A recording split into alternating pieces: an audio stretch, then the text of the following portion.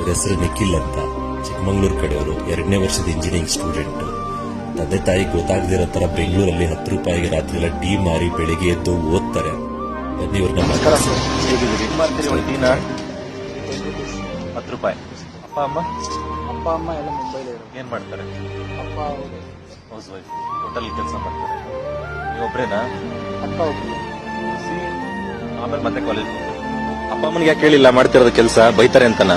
ಇಲ್ಲ, ನನಗಿರೋದು ಅವರಿಗೆ ಶೇರ್ ಮಾಡಿದ್ದ. ಅಮ್ಮ ಕರ್ಕೊಂಡು ಅಮ್ಮಗೆ ಹೇಳಿದ್ರೆ ಅವ್ರು ಕರ್ಕೊಳಕ್ಕಾಗಲ್ಲ. ನನ್ನ ಮಗಳು ಪೇನ್ ಅವ್ರಿಗೆ ಏನೋ ಅಂತಾರೆ ಅನ್ಸ್ಬೇಕು. ಹೇಳಿ ಗೂಗಲ್ ಪೇ ನಂಬರ್. 636 ಏನಿಲ್ಲ, 5000 ಹಾಕಿದ್ದೀರಾ. ಒಳ್ಳೇದಾಗ್ಲಿ,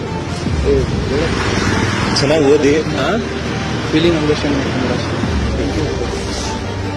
ಈಗ ಹಾಂ ಸರಿ. ಮುಂದೆ ಏನಾದ್ರು ಬೇಕಾದ್ರೆ, ಕಾಲೇಜ್ ಫೀಸ್ ಏನಾದ್ರು ಬೇಕಾದ್ರೆ ಕೇಳಿ.